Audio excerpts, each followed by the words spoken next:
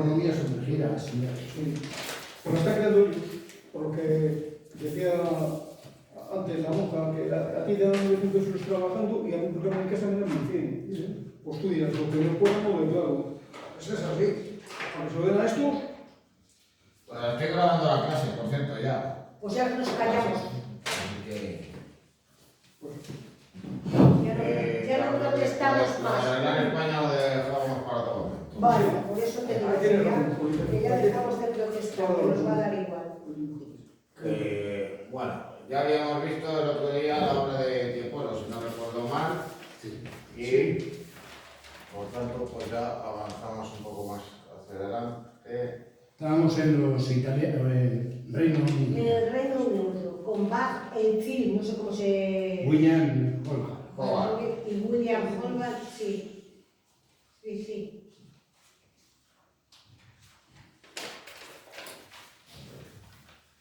A ver, hemos visto. A ver, Lordi, Canaletto. Bueno. Ahí estábamos. Vimos hasta ahí, Julio. Bueno, pues acerca de la pintura inglesa del siglo XVIII, aunque el último de los autores, pues habría que, digamos, introducirlo ya en la pintura del siglo XIX.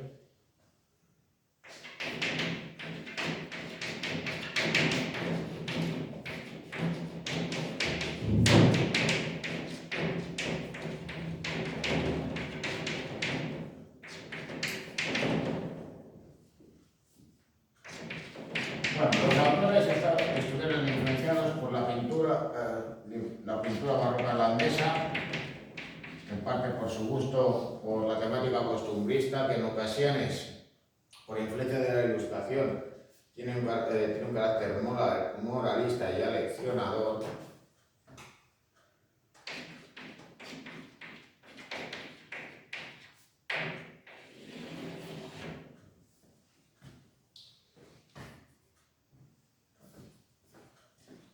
Y luego, por otro lado, los retratos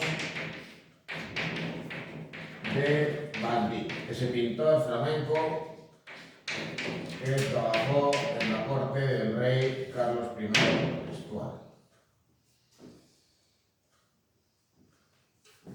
Bueno, ¿quiénes fueron los que destacaron? Pues en primer lugar, Hogarth, digamos, es el iniciador del estilo y que destaca también por su obra satírica.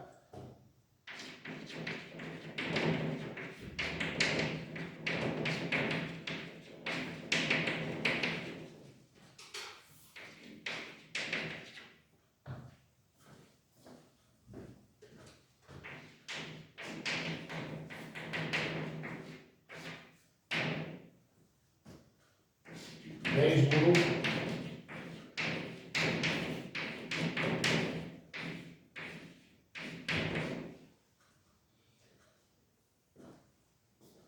que se inspira en Van Dyck, pero que también se interesa por la introspección psicológica de los personajes e incluirles también en los ambientes rurales de la época.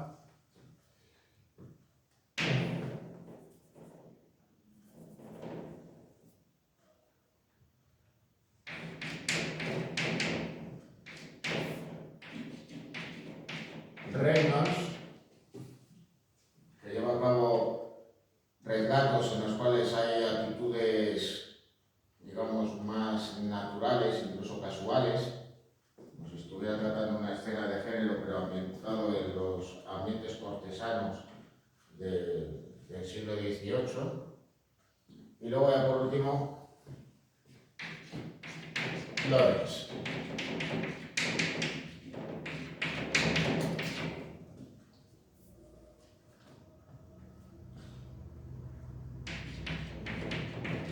Cuya obra está presente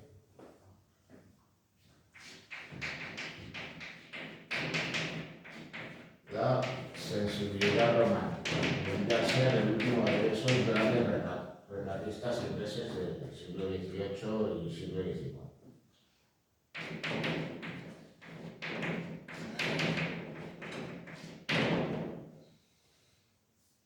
Bueno,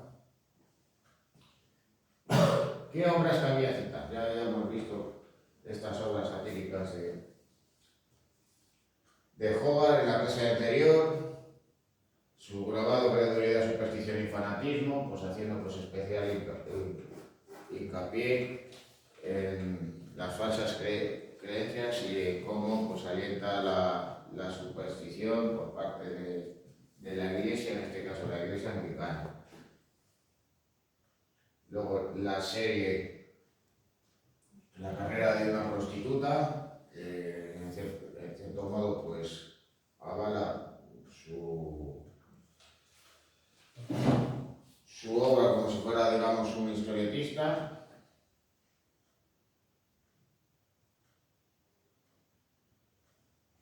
Cosa que también hace en su obra pictórica. Ahí tenéis la serie Matrimonio a la moda, donde representa pues, uno de los matrimonios concertados de la época, criticándoles precisamente su naturaleza.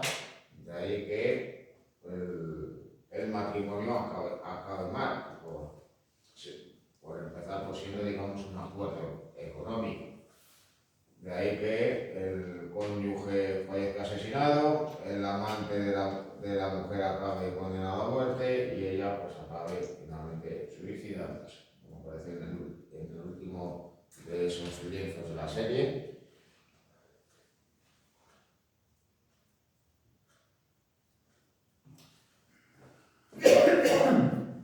Bueno, Hogarth de todos modos también realiza retratos.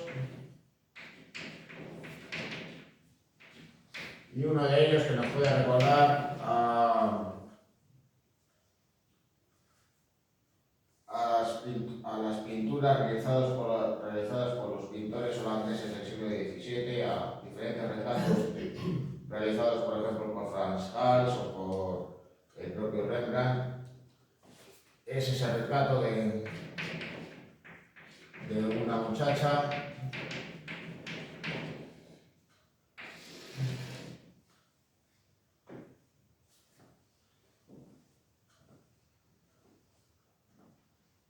en el cual pues, la pincelada pastosa y suelta pues, da vitalidad y movimiento a la obra frente a este retrato, digamos, más convencional, pues inspirado en los retratos de Aparato y los modelos de Van Dyck, que es el del capitán Thomas Cora, también pues, con elementos que vienen a reconocer su condición de marino y militar. De hecho, pues se abre un paisaje al fondo y lo que aparece es el océano. Aparte de, bueno, por ejemplo, pues aparecer ataviado con la clásica casaca roja de los militares ingleses. Bueno, más innovador fue este retrato sexto, en el que pinta a sus sirvientes.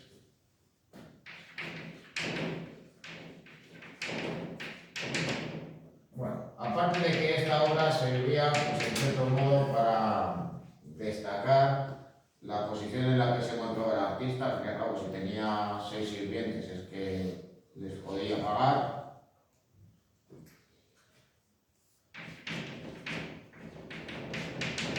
Pero de todos modos, pues esta obra también hay que entenderla como una obra en la que hace un estudio de las diferentes edades humanas, desde la pubertad hasta la vejez.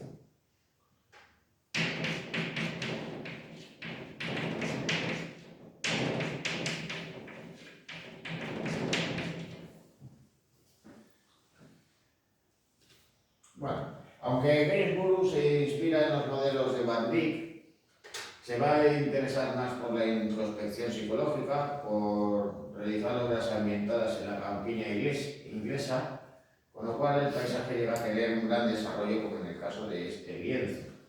un artista, digamos, más convencional a la hora de ambientar un retrato en el campo, pues, ¿qué era lo que habría hecho?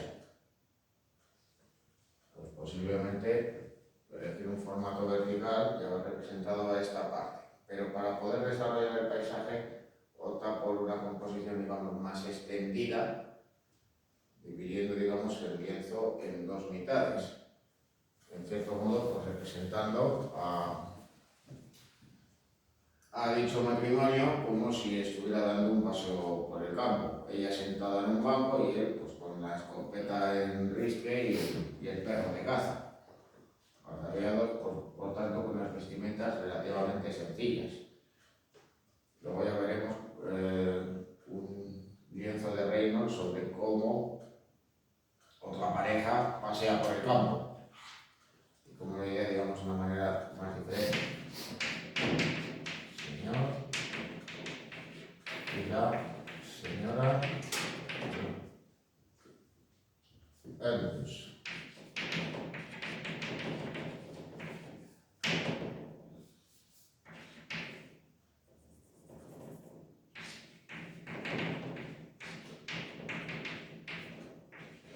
De todos modos, aún así, lo que hace Gainsborough es revisitar la idea de retrato de familia que había sido cultivado por los pintores holandeses en el siglo XVII, como en el caso de esta otra obra, el retrato de la familia Greinor. En este caso, pues nuevamente sitúa este grupo de personajes en medio del paisaje, aunque de todos modos, en este caso, pues digamos que los retratados ocupan prácticamente toda la composición de un extremo a otro, e incluye pues además un árbol que en cierto modo pues viene a suplir el exceso de aire que pudiera haber por encima de las cabezas. Luego también pues pinta otras obras pues ya más vinculadas a la pintura de género, como el carro de la cosecha o este niño con cerdos, donde demuestra también pues digamos ese interés por la plasmación psicológica. Como digamos él está digamos ensimismado mientras los cerdos se alimentan. Bueno, Gainsborough fue uno de los artistas más destacados de su época, más conocidos, y por eso también le lleva a retratar a personalidades distinguidas de la época, incluyendo también al propio Jorge III de Inglaterra, mientras que a la derecha, quien está presente es Johann Christian Bach, uno de los hijos de Johann Sebastian Bach y que también fue músico y compositor. Era conocido, por cierto, como el Bach de Londres, porque como tuvo varios hijos, pues cada uno lo llamaba por el lugar donde vivía y trabajaba.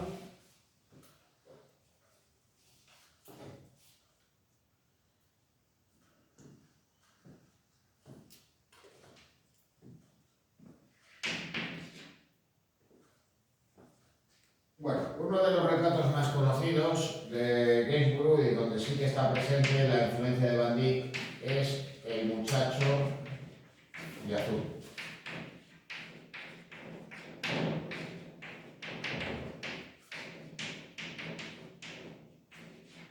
Esto no solo se fundamenta por retratar de cuerpo completo y en medio del paisaje a un personaje, sino porque incluso pinta a un joven, casi un adolescente, vestido con prendas propias del siglo XVII, como si en cierto modo fuera una mascarada, como si estuviera disfrazado. Este además pues, era uno de los lienzos favoritos del director Stanley Kubrick, que en buena medida, pues cuando él rodó la película Barry Lyndon, pues se inspiró en dibujos, grabados y lienzos de la época, como los retratos que estamos viendo de Gainsborough, que vamos a ver también de Reynolds, de Lawrence. Bueno, luego digamos que esto se contrapone al retrato que tenéis aquí, que también vuelve a explicarse en esos modelos de Van Dyck, situando esas figuras del paisaje, el caso del retrato del señor y la señora Ballet o el paseo matutino. En este caso, pues aparecen con vestimentas más bien de gala, cortesanas, ambos con la peluca y con un sombrero con plumas a modo de tocado, acompañados por este perro, más bien es un perro de compañía.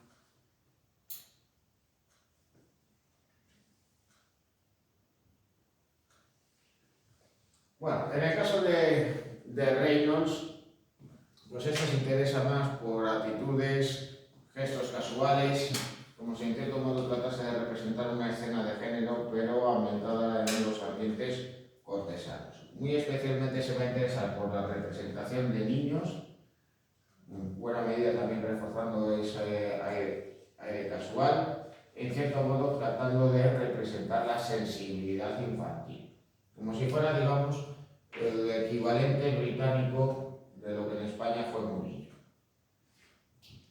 Bueno, ahí tenéis uno de sus retratos y que en cierto modo nos permite también hacernos una idea de esos ambientes cortesanos de la época. Las hermanas Wellesley.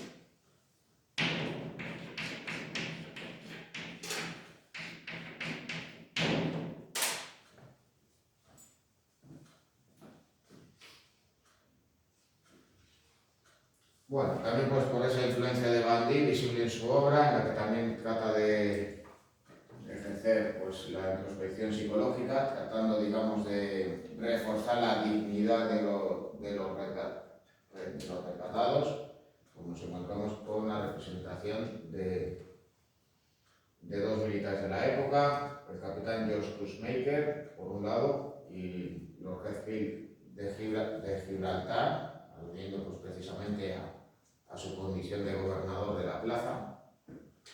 En este caso, la influencia de Van Dyck es más que visible, porque aparte de la pose, digamos, un tanto casual, pues introduce un elemento anecdótico que es el caballo en esa posición, digamos, un tanto casual, como digamos, se le representa un tanto inquieto.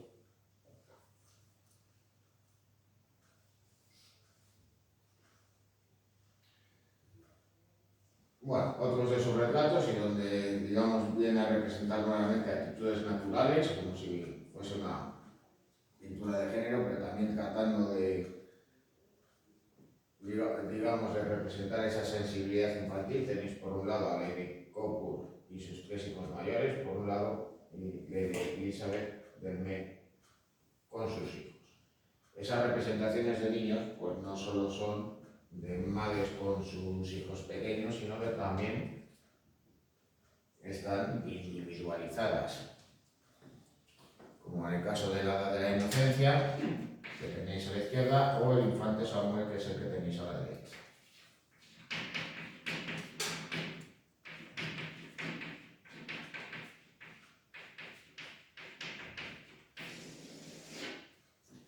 Mucha luz en los personajes, ¿no? Contrasta el exceso de luz Bueno, esto con el fondo. Esto de todos modos es un recurso muy habitual en la retratística, y es que haya dos focos de luz, uno que ilumina a los personajes y otra luz para el resto de la escena. Esto es algo que incluso pues, ya hacía a inicios del siglo XVI Rafael Sanzio.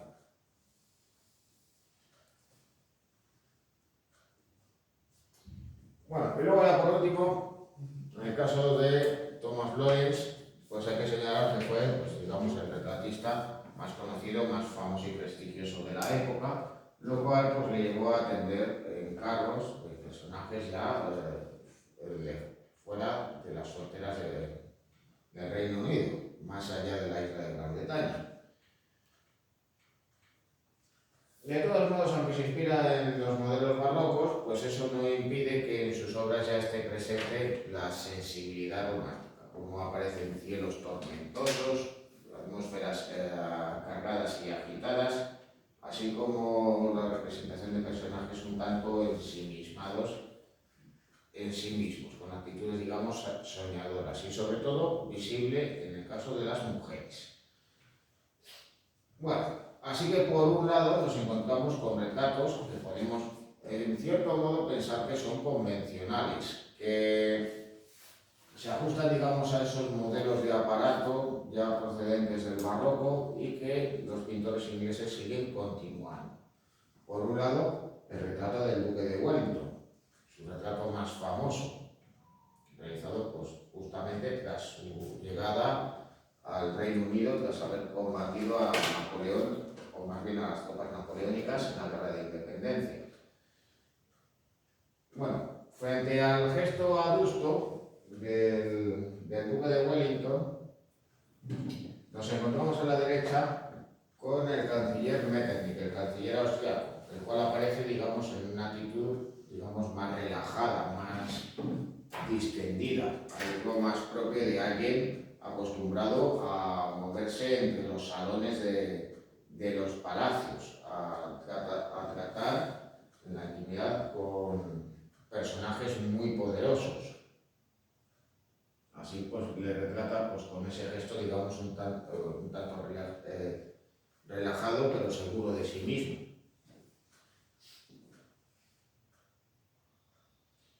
Bueno, pues eso digamos que se diferencia de esos otros retratos donde sí que adivinamos esa sensibilidad romántica, por ejemplo, pues a la hora de situar a los personajes ante el paisaje, con una atmósfera cargada de nubes que en ocasiones llegan a amenazar tormenta y donde se adivina pues, la acción del viento. Podríamos entender como una obra, digamos, prerromántica este retrato de Sarah Barrymore, no simplemente Pink, digamos que esa denominación popular por la vestimenta rosa que lleva. Luego, por otro lado, el retrato de la marquesa de Londonderry, con ese aire, digamos, un tanto ensimismado.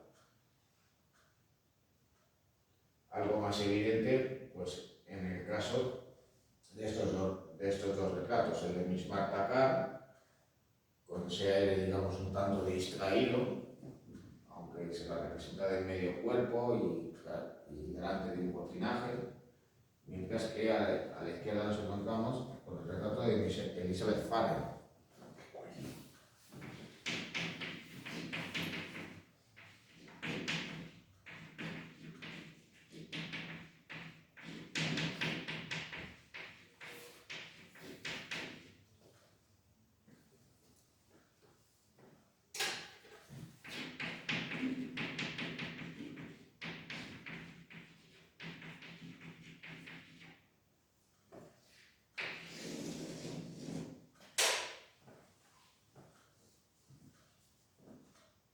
Claro, en este caso, pues, ¿cómo se la representa? Pues ante el paisaje, echándose una pelliza, un abrigo por encima,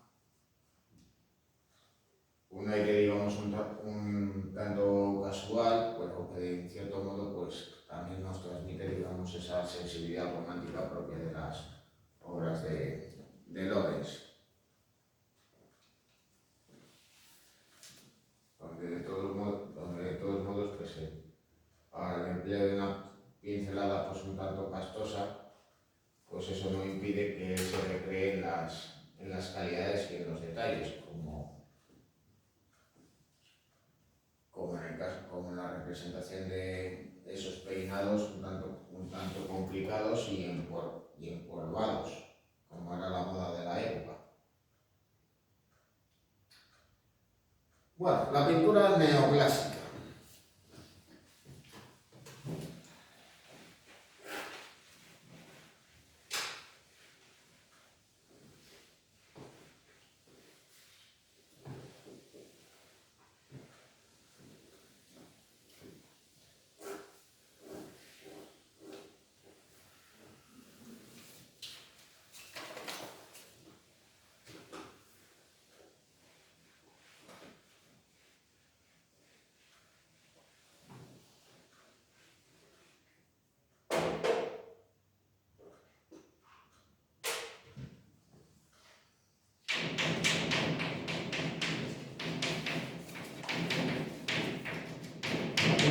neoclásica aparece en la segunda mitad del siglo XVIII en Francia y como Francia, digamos, en ese momento era el centro del arte académico y los modelos que se difundían fuera de Francia pues estaban inspirados en esos modelos de la Academia Francesa, pues la estética neoclásica pues se va a difundir a otros lugares. Va a estar presente en otros países, incluido también España. Bueno, ¿por qué aparece esta corriente? Pues al igual que en la arquitectura, pues surge como una reacción frente a las formas del barroco y más concretamente contra las formas del rococó.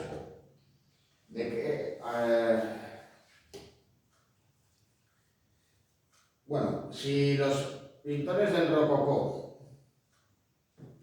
habían reaccionado a la estética del clasicismo francés, llevando a cabo una pintura que abordaba temas más ligeros, en los que iba a estar presente el hedonismo y la sensualidad.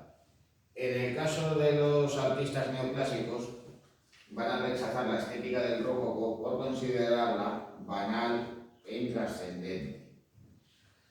Consideran que no abordan los grandes temas que pudieran ser de interés y de utilidad, porque al fin y al cabo es una época donde los ideales ilustrados también están muy presentes. Hay que señalar, por tanto, que surge como reacción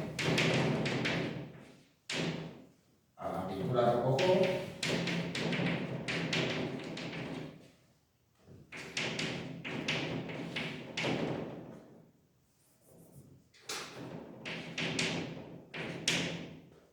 y por influencia de las ideas ilustradas.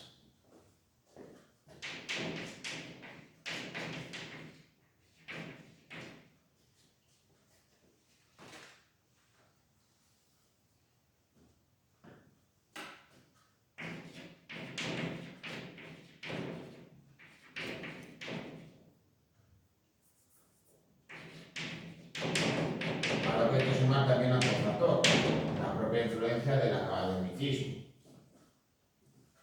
Se impone, digamos, unos modelos reglados y repetitivos, con lo cual la estética neoclásica era más fácil de abordar, de seguir y de repetir, que en el caso de otros modelos, digamos, más barrocos, y que, por tanto, permitían a los artistas moverse, por decirlo de alguna manera, con más libertad.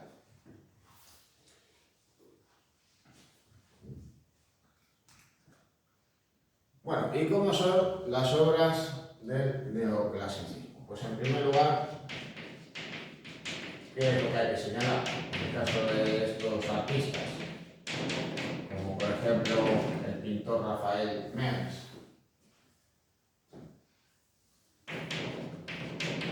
En primer lugar hay que señalar un predominio de la línea sobre el color. Los artistas neoclásicos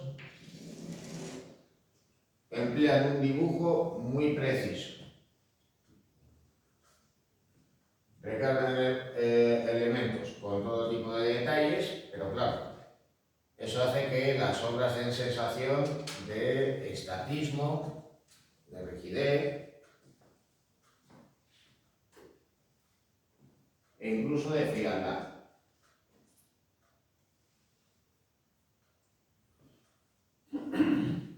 Esa sensación de frialdad también se debe a otro factor, y es la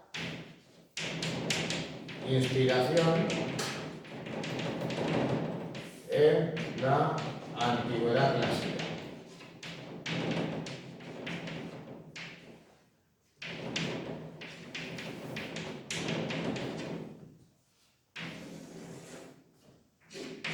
tanto en la mitología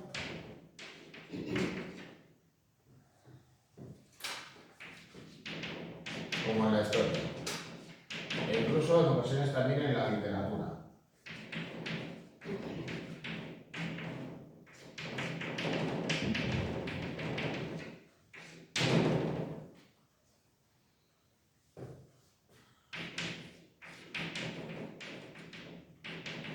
Con lo cual nos vamos a encontrar con el desarrollo de la temática mitológica o una temática de inspiración clásica, porque claro, cuando se aborda una pintura histórica inspirada en la antigüedad clásica, pues no hay que abordarla como la recreación de escenas históricas como tales, sino como representaciones alegóricas, y eso era lo que pretendían estos artistas.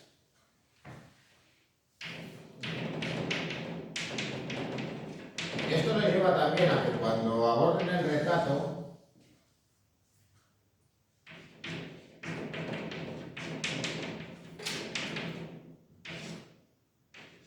en ocasiones pues van a retratar a los personajes que tienen delante como si fueran personajes de la antigüedad clásica, ya sean personajes históricos, literarios o mitológicos.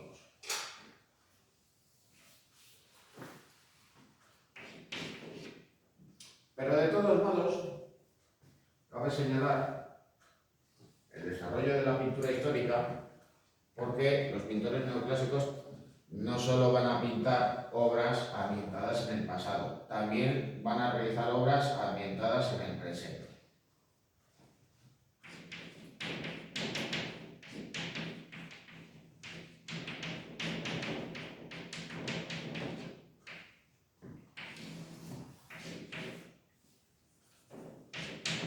Y es que claro, cuando las ambienten en esos momentos que ellos viven, pues ¿por qué van a pintar esas obras de temática histórica? Pues con un fin propagandístico.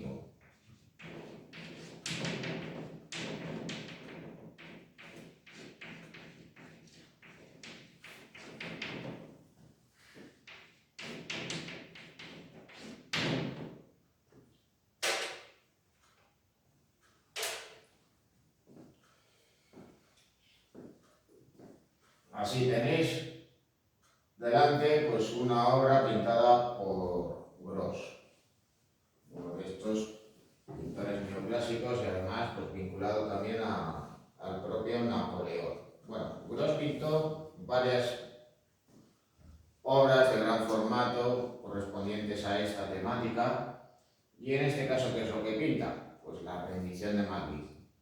Napoleón, tras la batalla de Bailén, dirigió a su ejército, a la llamada Gran Armée, hacia la península ibérica, y tras vencer en la batalla de Somosierra, pues tuvo, digamos, el camino abierto hacia Madrid.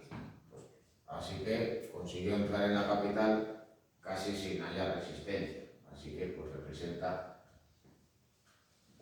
la escena de la rendición en la que aparecen pues, varios personajes vestidos a la moda de la época, pidiendo clemencia ante Napoleón, demandando pues, que no destruya la ciudad, que inmediatamente se van a rendir.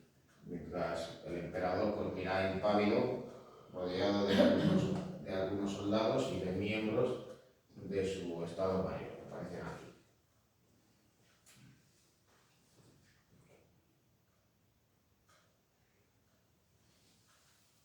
Bueno, pues ¿quién fue, sin lugar a la duda, el principal representante de la pintura neoclásica?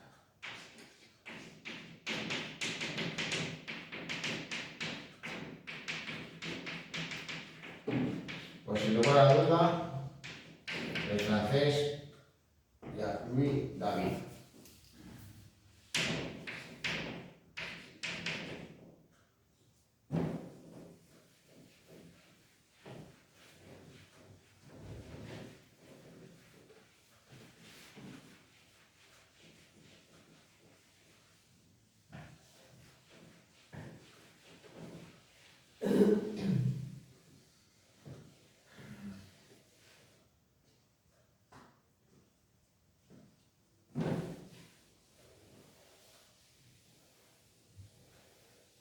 Bueno, David fue contemporáneo, entre otros, de Goya, vivió la misma época.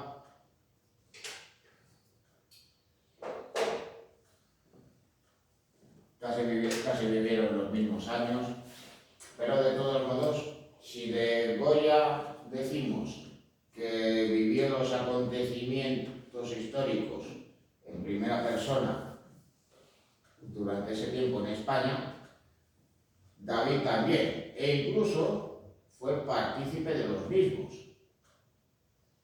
Porque claro, David fue revolucionario en tiempos de la Revolución Francesa y luego posteriormente fue colaborador de Napoleón. Era su pintor favorito. Claro, lo cual explica que tras la caída de Napoleón, David cayera en desgracia. Claro, por un lado, en la corte de Luis XVIII de Francia, en la corte de los Borbones de la Restauración, no quería saber nada de él, por haber sido bonapartista. Y luego, por otro lado, también hay que tener en cuenta que su obra había pasado de moda. Con lo cual, digamos que se vio obligado a mantener, pues, lo que se llamaría ahora un perfil bajo. Bueno, no obstante, en sus primeros años y hasta que él encuentra su estilo, la estética de su obra se vincula más a la pintura rococó. Y aquí, en estos dos retratos, podéis ver claramente la evolución. En el de la izquierda, en el retrato de Balmasor Guimard, como Verpíscore, hay que tener en cuenta de que, claro, pues cuando se hacían retratos en la época, pues en ocasiones a los retratados y más frecuentemente a ellas, pues se las vestía como a los personajes de alguna obra literaria clásica. Pues podéis observar cómo predominan los tonos apastelados, aunque ya está presente, pues, el dibujo preciso tan característico de la obra de David. Unos años después, unos 15, pinta este otro retrato, el de Antoine Lavoisier y su esposa. En este caso, pues, el colorido ya veis que es diferente, predominan más los tonos neutros, se les interesa de representar un paisaje en el cual, digamos, recrea una suerte de jardín cortesano, a representar, pues, de manera algo discreta, pues, el interior de una vivienda, de un palacete. Aunque eso sí, de todos modos, pues deja mucho espacio en la parte superior, deja mucho aire. En el que de todos modos, pues lo que trata es de resaltar la condición de él como científico y el aspecto, digamos, un tanto casual de la escena, aunque en el caso de ella, pues mira cómplice al espectador para introducirnos en la escena.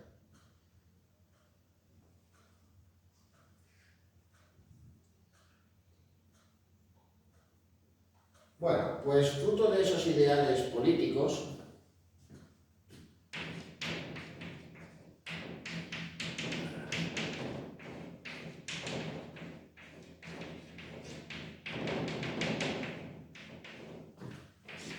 pues él va a pintar obras alegóricas vinculadas a la antigüedad clásica,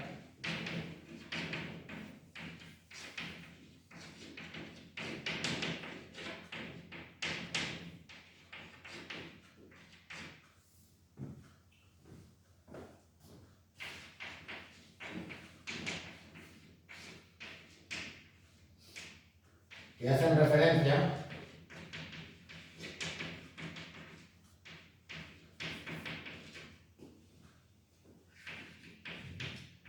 a sus ideales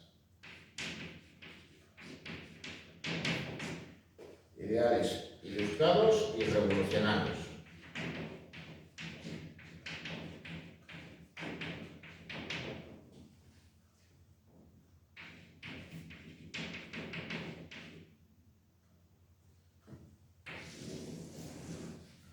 lo cual no quiere decir que no pinte obras de otros géneros. Muy especialmente destaca como retratista.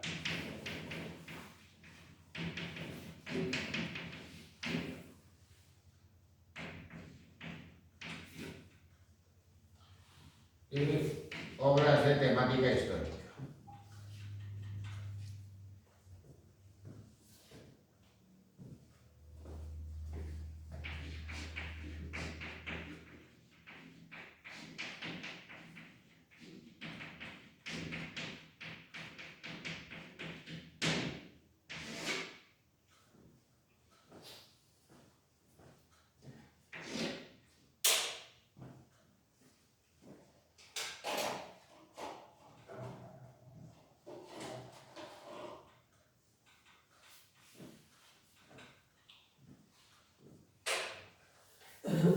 Bueno, de todos modos, pues una excepción en el conjunto de su obra, pero que también nos permite hablar de sus ideas políticas y de los avatares que él sufre. Tenéis esta vista de los jardines de Luxemburgo, en París. Este fue el único paisaje que pintó en su vida. ¿Pero a qué se debió? Pues al simple hecho de acabar encarcelado. Él era de ideas jacobinas y en 1794 el líder de los jacobinos, Robespierre, fue guillotinado. Así que él durante un tiempo estuvo en la cárcel y, claro, pues ¿qué podía hacer? ¿Qué podía dibujar o pintar desde la ventana de su celda? Pues digamos que poca cosa más que las vistas que tenía al exterior. Hay que pintar a esta vista de los jardines de Luxemburgo.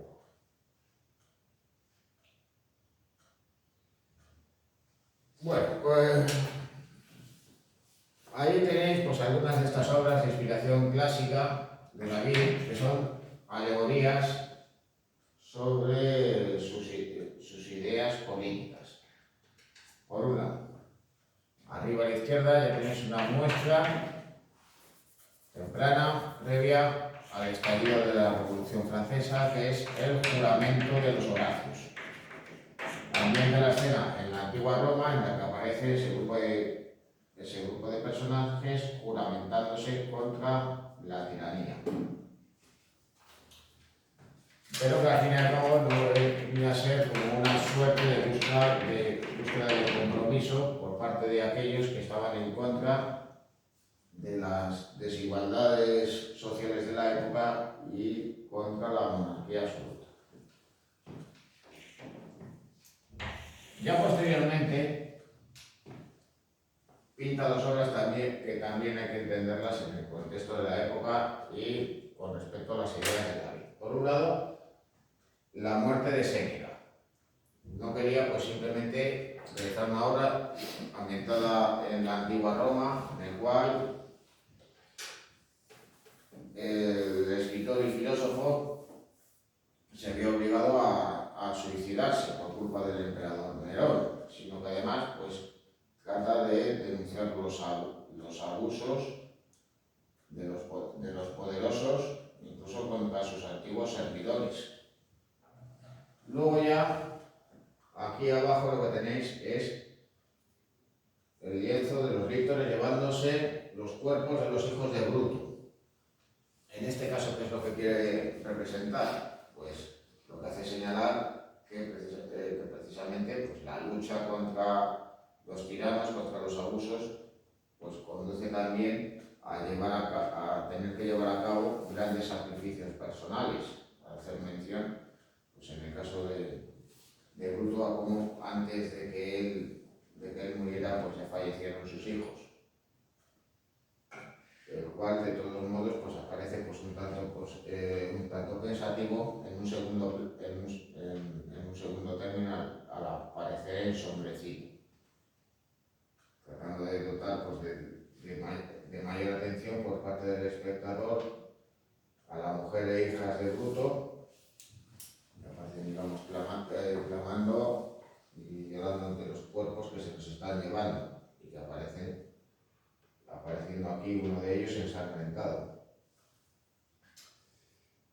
Ya posteriormente, en 1799, David va a pintar una obra de gran formato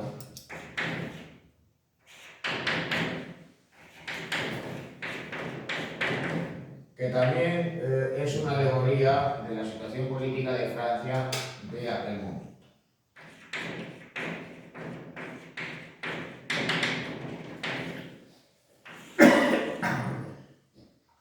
En el rapto de las Sabinas, pues David quería ir más allá y no buscar, digamos, un episodio de la historia de Roma.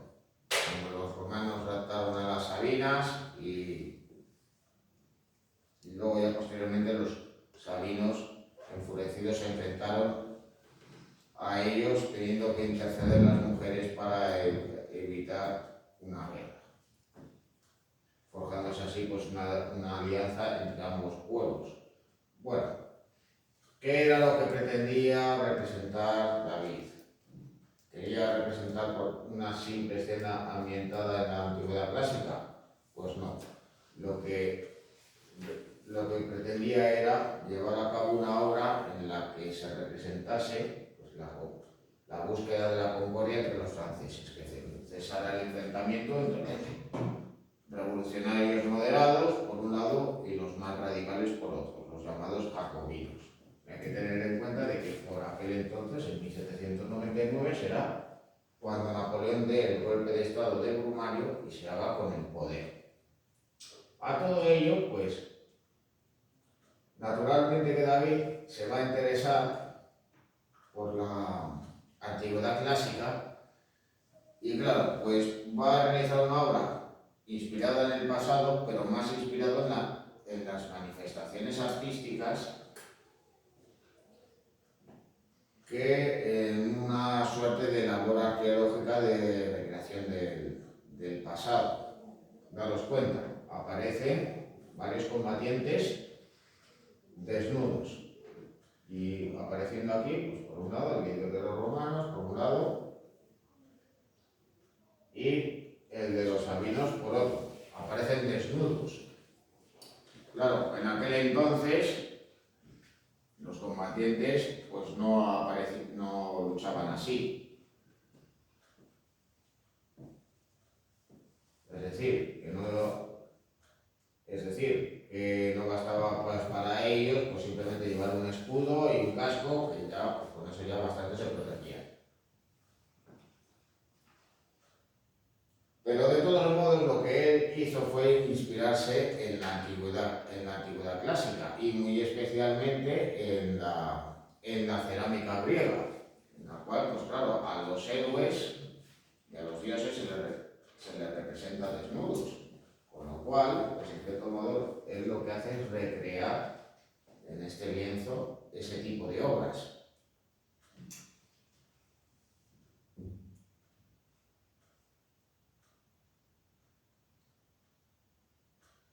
Bueno,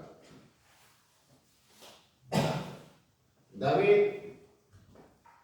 se convirtió en el artista favorito de Napoleón y por tanto trabajó a su servicio y ahí tenéis dos retratos suyos. El que tenéis a la izquierda es el más conocido de ellos, quizás pues uno de los retratos ecuestres más famosos de la historia. Napoleón cruzando los Alpes.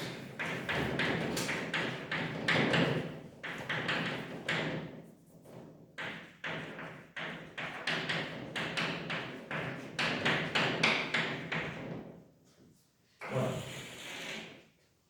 lo que hace David es representar a Napoleón en una de sus campañas militares, la que le dirigió unos pocos años antes hacia tierras italianas para enfrentarse a los austriacos, venciéndoles en la batalla de Marengo. Tenía, por tanto, que cruzar los pasos alpinos para llegar a Italia. De todos modos, pues claro, cuando Napoleón cruzó los Alpes, en una época donde había nieve y hielo, cuando no barro y torrentes de agua, pues no lo hizo pues con esta guisa, lo hizo pues como pudo, a lomos de una mula. Pero de todos modos, pues a David, digamos que el realismo no le interesa, y lo que quiere es realizar una obra propagandística a favor del emperador, que no pierde el pulso ante esa situación y teniendo al caballo encapritado.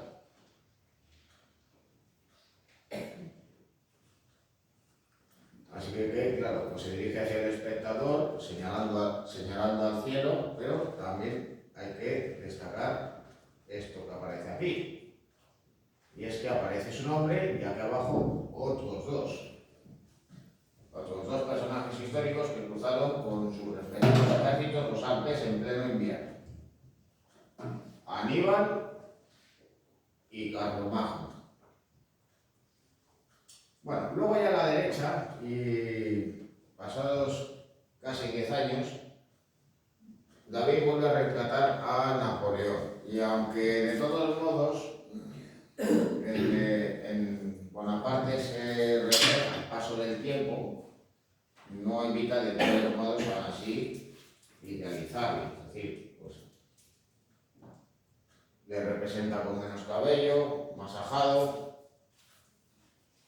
con papada, aunque de todos modos pues también le quitó algún kilo de más. Aunque eso sí, pues aparece con su pose típica, con la mano por dentro de la chaqueta, a la altura del vientre. Y en este caso, pues no le representa, digamos, que como un gobernante, sino en su despacho, rodeado pues también de elementos que hacen alusión a su faceta como gobernante, ¿no? Sus papeles, legajos, etc.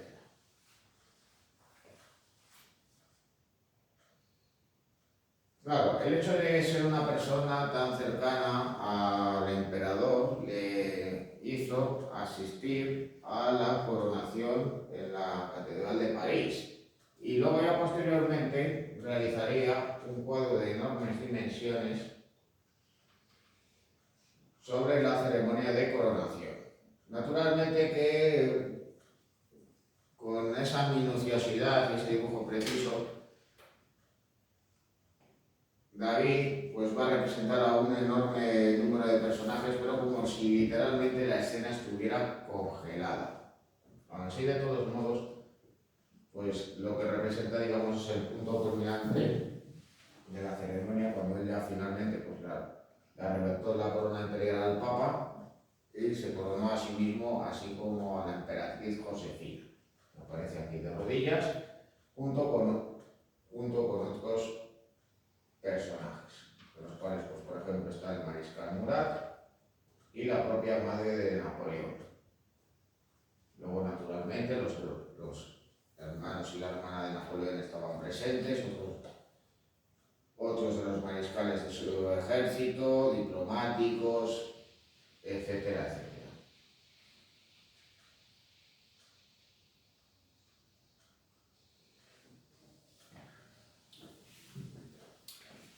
Bueno, pues esa ampulosidad a la hora de representar la ceremonia de coronación con ese cuadro de ese enorme tamaño donde representa a un gran número de personajes ataviados con ropas lujosas y distinguidas, se contrapone a este otro retrato, la muerte de Marat.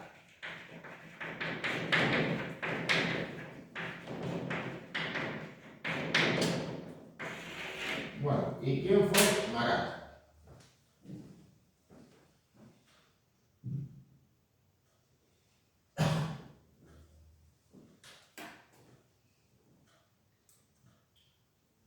Bueno, aquí le tenéis en un retrato de la época. Marat fue un revolucionario francés, fue parlamentario en la llamada Convención y formaba parte de la llamada Montaña, lo que luego pasarían a ser denominados de manera general como jacobinos. Él tenía un discurso incendiario a través de su periódico, El Amigo del Pueblo, pues hacía acusaciones de todo tipo, de ser contrarrevolucionarios, acusando pues, no solo a los miembros de la Iglesia y de la nobleza, sino también a aquellos que formaban parte de la Convención en ese momento. Y el caso es que, pues, por sus ideas, pues, más bien violentas, acabó siendo asesinado. Porque finalmente, pues, una tal Charlotte Corday, pues, se valió del engaño para entrar a su vivienda y matarle de una puñalada. Bueno, David era amigo de Marat y por eso decide retratarle póstumamente, recreando precisamente su asesinato. Con lo cual, pues va a optar por una estética tenebrista. La puesta en escena de la obra pues, se asemeja más a un lienzo de Caravaggio que a otras obras de David que hemos visto con anterioridad. Por ello recurre a pocos elementos, aunque de todos modos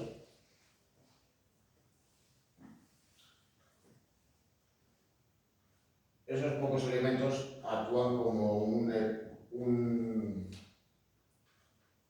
factor dramático más que, digamos, pues acentúan ese carácter alegórico de la representación. Bueno, teniendo en cuenta de que él idealiza la figura del político, porque pese a encontrarse con una salud muy debilitada por una infección cutánea, pues no le representa con las marcas en la piel, incluso pues le representa más corpulento de lo que en vida debió de ser. Pero de todos modos pues hay que señalar que por un lado en el suelo está el cuchillo, el arma del crimen, está presente también la herida, la sangre, la carta que hace mención a su carácter bondadoso y sacrificado, dispuesto a ayudar a los más necesitados, a aquel que le pida su ayuda, pero que de todos modos también es el instrumento del engaño de Charlotte Corday para poder aproximarse a él. Y luego también alude a su integridad y honradez, porque de escritorio no tiene más que un cajón para poner ahí encima sus papeles con su pluma y su tintero. Todo ello, pues, llevando a cabo pues, una suerte de piedad, pero no destinada a una figura religiosa, sino a un amigo con el que compartía ideas e ideales, una suerte de piedad profana.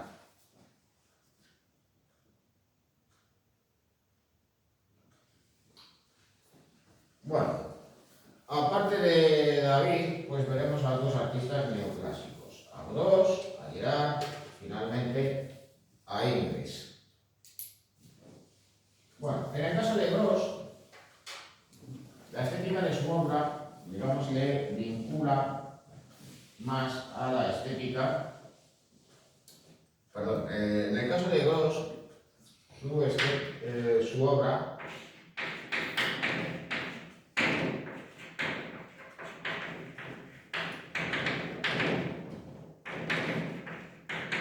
va a tener presente elementos propios de la estética romántica.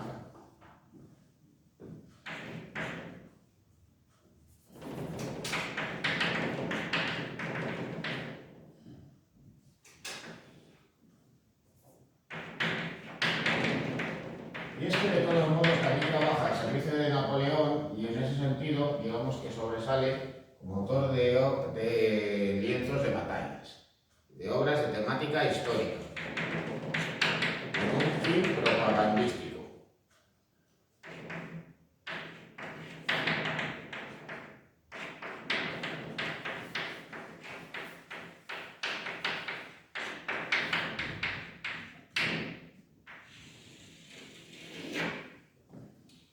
Pero de todos modos también trata de ir más allá de dicho género. Hemos visto antes, pues digamos, una representación más convencional. El lienzo de la rendición de Madrid.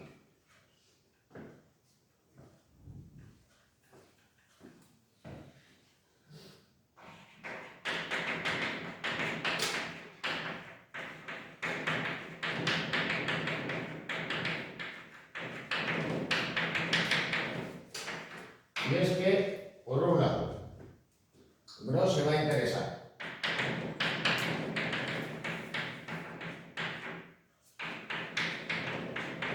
por las escenas violentas y donde va a estar presente también la muerte y la enfermedad.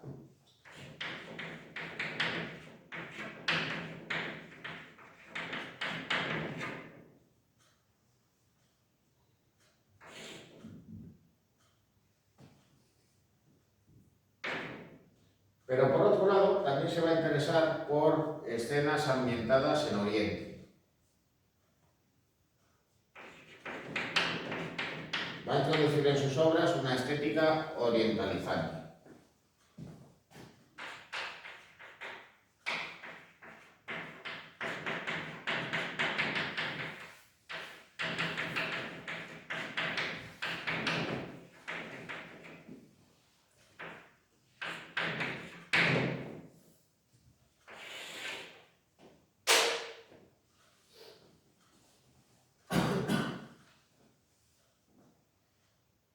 Bueno, aquí tenéis este lienzo de la batalla de Abu Qir,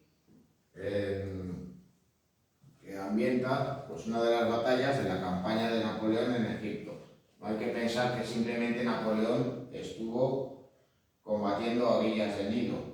Las tropas napoleónicas también combatieron a los turcos en Oriente Próximo. Y la campaña no terminó simplemente cuando Napoleón regresó a Francia en 1799. Las tropas francesas se vieron obligadas a permanecer allí durante algún tiempo, pasando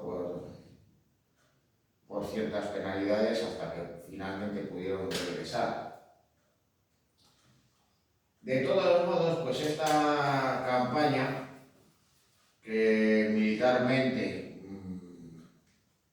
pudiera calificarse no ya tanto como desastrosa, pero desde luego que satisfactoria tampoco, porque los objetivos, digamos, no estuvieron claros y Napoleón y su ejército se vieron, digamos, empantanados, atrapados en un lugar alejado de sus fronteras. Lo cierto es que por su influencia en la cultura, esta campaña fue notabilísima, por dos razones. Porque en primer lugar fue lo que dio impulso a la egiptología. La cultura y el arte del antiguo Egipto, que eran un tanto desconocidos, empezó a ser difundido por Europa. Y entre otras cosas, pues aparte de que un grupo pues, de sabios y de estudiosos que acudieron con Napoleón pudieron estudiar el Nilo y los monumentos de la antigüedad, pues también entre otras cosas se descubrió la piedra Rosetta. Bueno, eso por un lado, pero por otro lado, ¿qué es lo que sucedió? Pues al llegar allí conocieron, digamos, una cultura pues, muy diferente de la europea. También con vestimentas más consideradas como exóticas, muy diferentes. Así que claro, esa estética oriental, vinculada al norte de África, a Oriente Próximo, a partir de ese momento se va a poner de moda en Europa y va a ser algo que va a estar presente en las artes plásticas vinculadas al romanticismo, pero también va a estar presente en en el arte a lo largo de todo el siglo XIX, incluso todavía a inicios del siglo XX. Así, en el caso de la batalla de Albuquerque, ¿con qué nos encontramos? Pues con soldados muertos, heridos, otros que huyen despavoridos, pero también con esas vestimentas propias de Oriente Próximo, del norte de África, que no están vistosas y singulares según el punto de vista de la época en Francia, y que en cierto modo pues, se contraponen también pues, a los uniformes, a las vestimentas de los soldados de caballería franceses, de los cuales pues, destaca pues, evidentemente la figura de su comandante, el general Murat, el cual pues, carga su caballo pues, con un aire, digamos, circunspecto, haciendo frente al peligro sin tener miedo.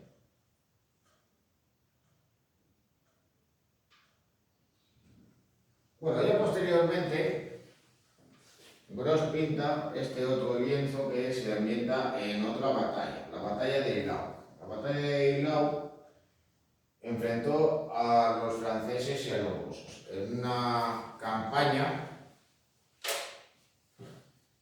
que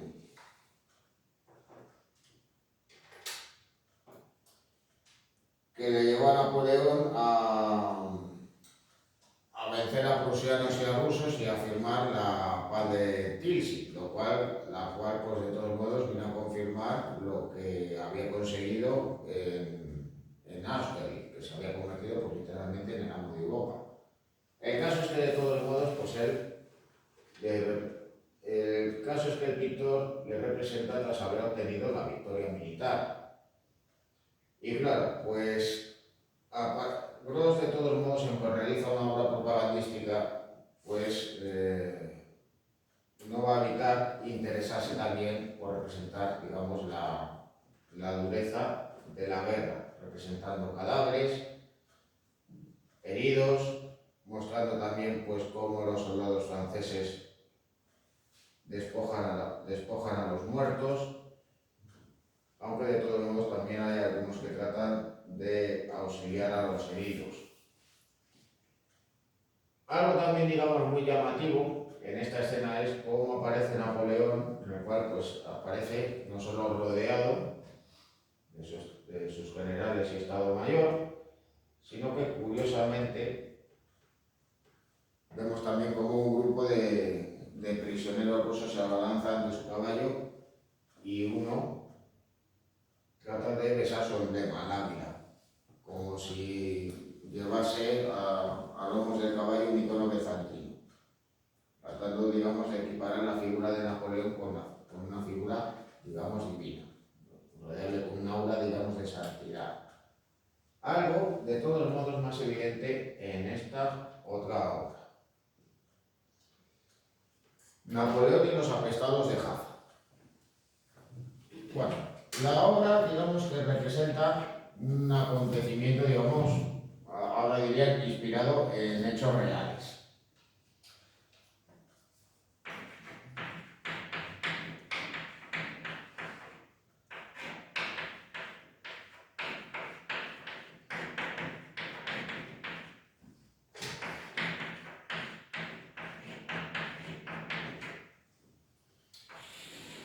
Cuando las tropas napoleónicas se encontraban en Oriente Próximo, combatiendo a los turcos en esa campaña de Egipto,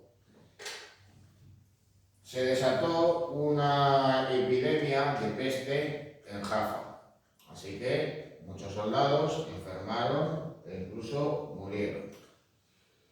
¿Qué es lo que representa Gros? Pues Gros representa a Napoleón visitando a los enfermos en un hospital improvisado y claro, aparte de ambientar la obra en un ambiente exótico propio del Oriente Próximo, con esas vestimentas propias de los árabes de los árabes y palestinos de la época, al menos recreando según, digamos, recreando según la concepción que existía en aquel momento. Pues también cabe señalar pues, cómo representa a personas sufriendo la enfermedad, agobiados por el dolor, agonizando incluso cuando no estando ya muertos. Pero de todos modos Napoleón se aproxima a la escena e incluso pues, se le ve como alguien que no tiene miedo ni a la enfermedad ni a la muerte, tocando pues, precisamente a uno de estos enfermos de la silla, pues, donde podía tener pues, algunos de los bulbos originados por la enfermedad.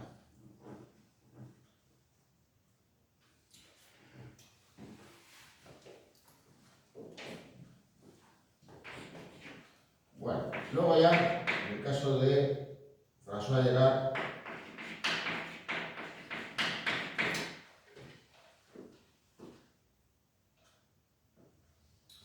pues cabe citar que fue discípulo de David.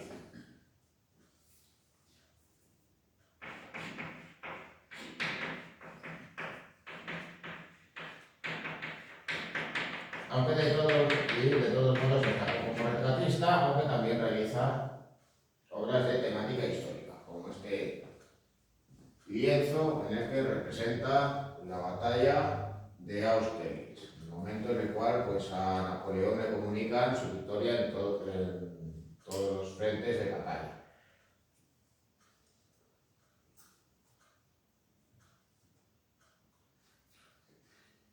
De todos modos, pues en su obra, ¿qué es lo que va a representar? En ocasiones, digamos, está presente una sensibilidad ya más propia del romanticismo. Pues más que nada, en la obra de Gerard, lo que se va a recrear son los ambientes de la sociedad napoleónica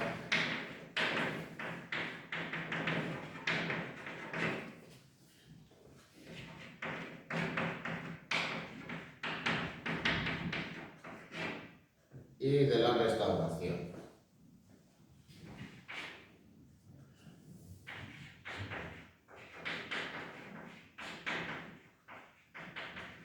Así, por ejemplo, ahí tenéis los retratos. Un retrato de aparato de Napoleón, donde aparece pues ya vestido como emperador y con los elementos propios que le distinguen, el manto, la corona, que reproduce una corona de laurel, el cetro a modo de lanza, el orbe. Luego ya posteriormente veremos un lienzo de Ingres donde también le representa entronizado, pero de una manera diferente. Luego ya le veréis y también cuando le veáis, pues también comprenderéis cómo a Napoleón no le gustó esa obra. Bueno, luego a la derecha, digamos, en un retrato digamos, más íntimo, tenéis este otro de la emperatriz Josefina, que en cierto modo, pues, de alguna manera, pues trata de recrear los ambientes cortesanos en los cuales Josefina de Beauharnais se movía. Como por ejemplo en las estancias del primer palacio en el que habitaron, el Palacio de Malmaison.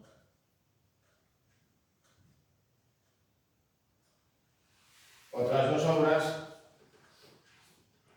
de Gerard son, por un lado, Cupido y Psique.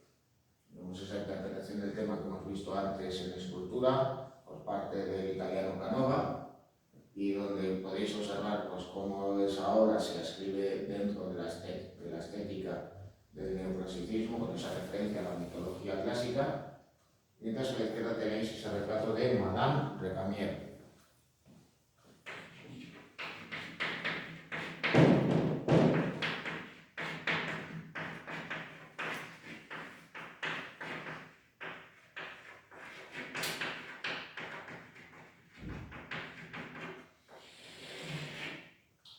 Bueno, el lienzo, en cierto modo, pues nos hace, en cierto modo, pensar pues, en esa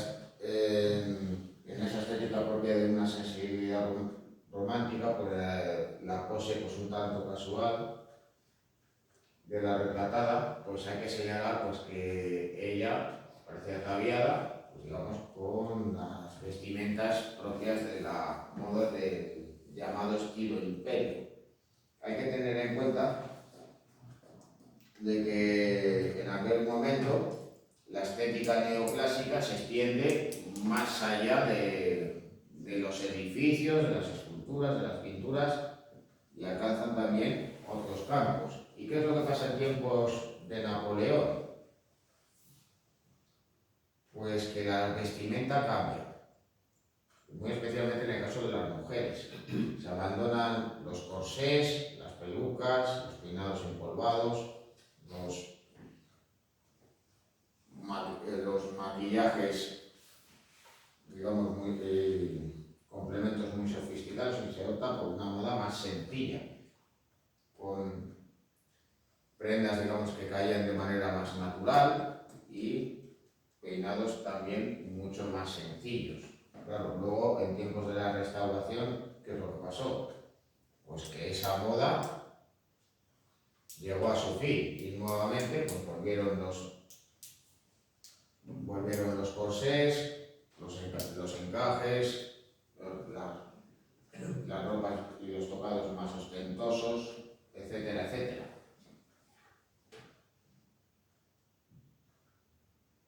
Bueno,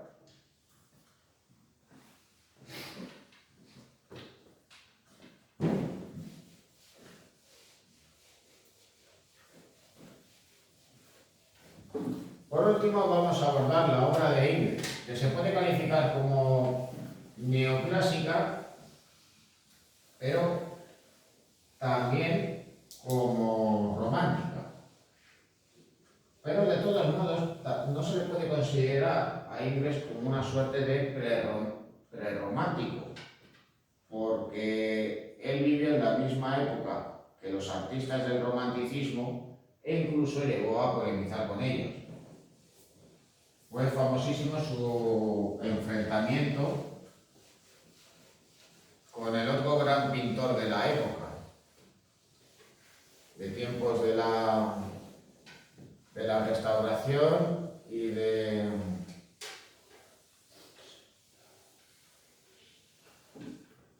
la monarquía de los Orleans, el romántico de la Croix. De todas maneras, ¿qué cabe decir de Ingres? Pues que más que inspirarse en las formas neoclásicas y en la antigüedad griega y romana, Ingres lo que va a hacer es inspirarse más en las formas del Renacimiento y muy especialmente en Rafael Sanz.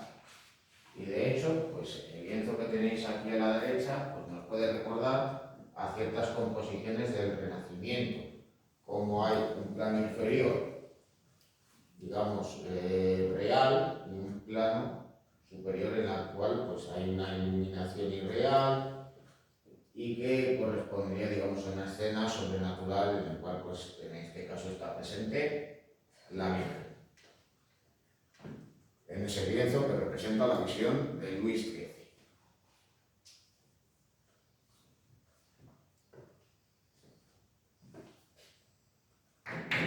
Ingres, por el contrario, se va a inspirar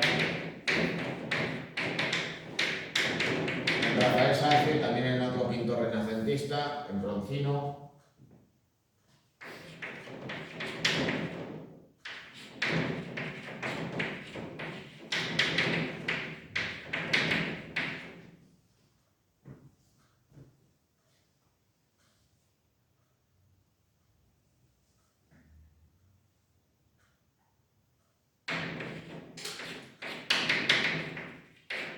Y luego, por otro lado,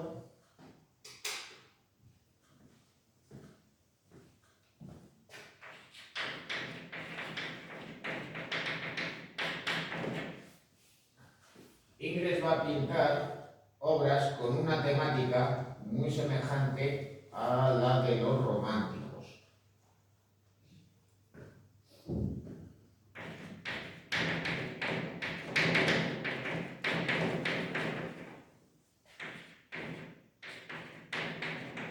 Pero eso sí, lo va a hacer, digamos, con un tratamiento muy singular.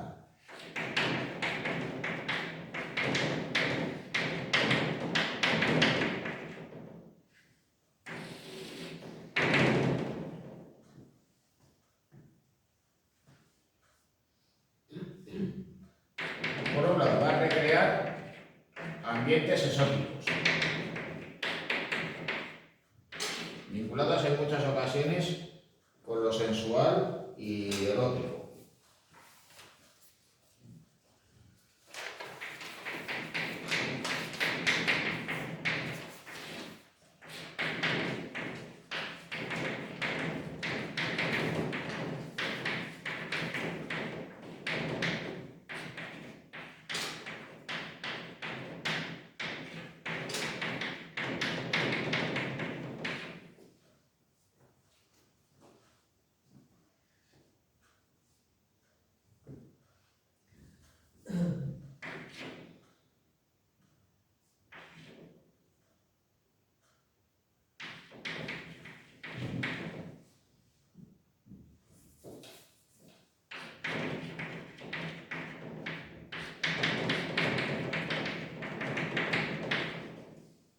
Y luego, por otro lado, se va a interesar también por representar temas relacionados con lo literario y con el pasado, pero no estrictamente con el pasado de la antigüedad clásica. Lo cual no quiere decir que en ocasiones no lo haga.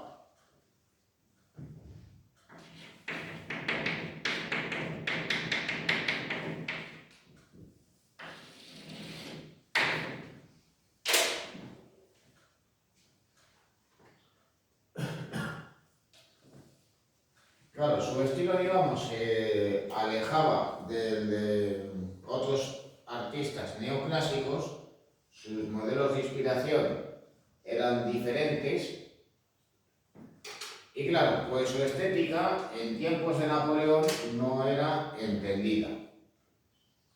A ello pues también contribuyó esta obra, la de Napoleón en Tualizar. Daros cuenta la diferencia que hay en esta concepción de retrato que realiza Ingres con respecto a la de Gerard. Gerard, digamos, que intenta ser más convencional para hacer un retrato de aparato con los elementos que distinguían al emperador. Claro, ¿qué es lo que hace Ingres? Bueno, pues le representa con el manto, con el cetro, también con la espada, va acumulando por tanto los elementos, pero además le pone encima de un trono, como si fuera, digamos, un ser todopoderoso, una suerte de recreación del pantocrator cristiano o del Júpiter de la antigüedad. Pero claro, el hecho de representarle así, y con un rostro, digamos, más realista y menos idealizado de lo que hacía David o Gerard, pues hizo que esta obra no le gustase. Con lo cual, Ingres estuvo pues un tanto marginado con respecto a otros artistas de la época, siendo pues superior prácticamente a todos estos artistas que hemos visto con anterioridad. Digamos que la situación no cambió a su favor hasta mucho tiempo más tarde. Cuando realiza esta obra, en buena medida, pues también pues, para tratar de congraciarse con el público, pero sobre todo también con los gobernantes y con la corona. En ese momento, pues creo que el rey de Francia era Carlos X.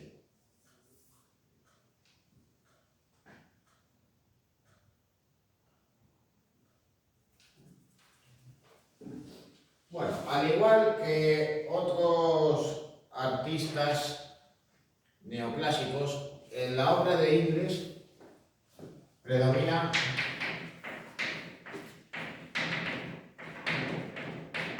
la línea sobre el color. De hecho, pues él aborrecía a Delacroix por emplear unas pinceladas muy pastosas y, según él, por descuidar el dibujo. No sé lo que le hubiera parecido entonces si hubiese llegado a ver en vida las obras de los impresionistas.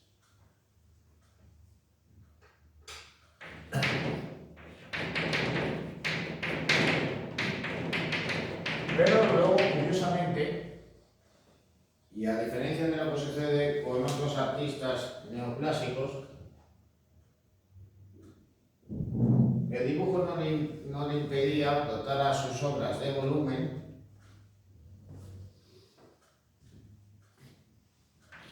y luego, por otro lado, para él, digamos que la forma tenía prevalencia sobre la realidad. Así que va a sacrificar el realismo para poder alterar los volúmenes y las formas. Digamos que para poder realizar una composición tal y como él la tenía en la cabeza.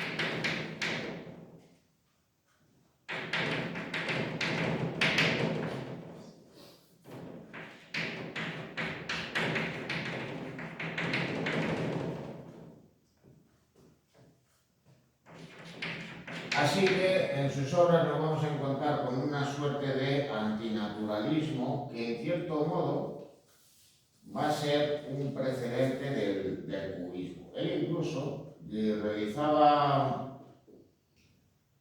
estudios en los cuales pues, llega a representar a una misma persona, un mismo personaje con la cabeza o las extremidades en diferentes posiciones, como luego, por ejemplo, harán los cubistas y los futuristas ya en el siglo XX. Claro, no dejaban de ser estudios, pero en cierto modo estaba anticipándose a esa estética. Más relevante, de todos modos,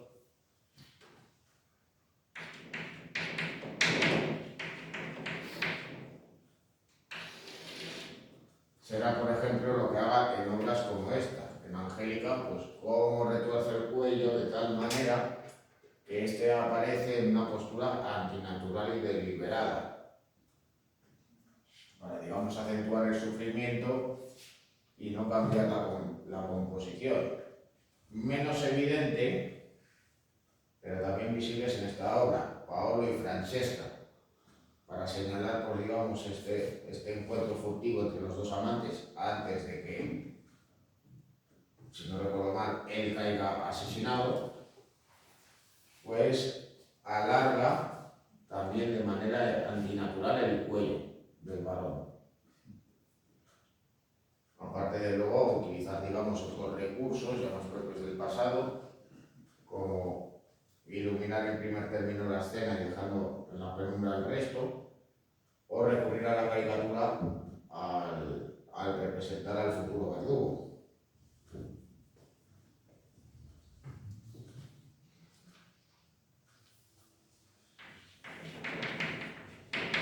Esos elementos de Ingres pues harán que luego ya en el siglo XX su obra se ponga de nuevo en valor.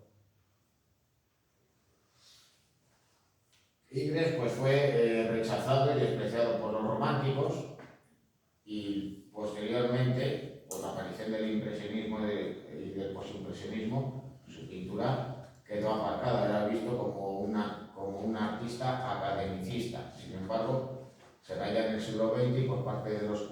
cuando su obra sea puesta en valor nuevamente.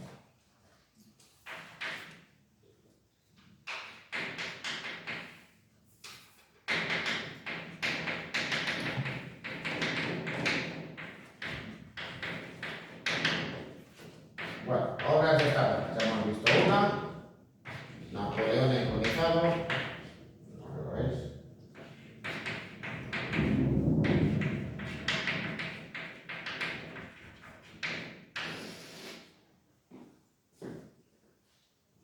Paolo y Francesca, ya lo estaba comentando la continuación.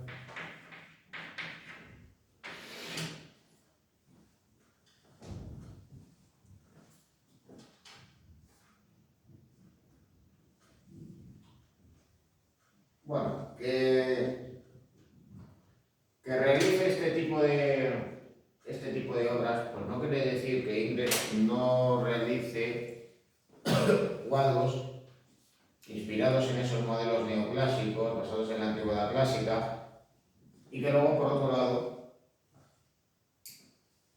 tampoco impide que realice retratos. En los cuales, pues evidentemente, su dominio sobre el dibujo y su interés por el volumen pues le va a llevar a recrearse en los detalles, y por otro lado, pues a jugar también con la propia composición. Bueno, aquí tenéis el retrato de Louis-François Bertin, digamos con esa postura, digamos, un tanto casual,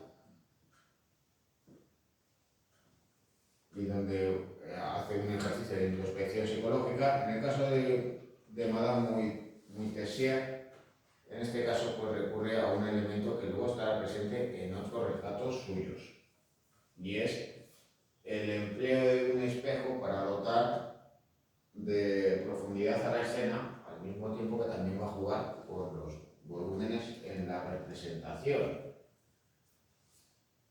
Muy afilados los dedos. Bueno,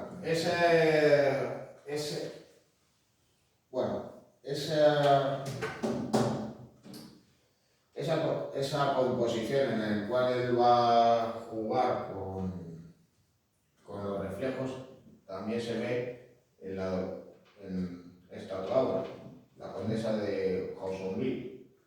Nuevamente, pues esta aparece reflejada, también trata de jugar pues con la propia postura de las manos, aunque de todos modos, digamos, es más original esta otra obra, el retrato de Madame Vivier, una obra, digamos, más temprana. En este caso, pues,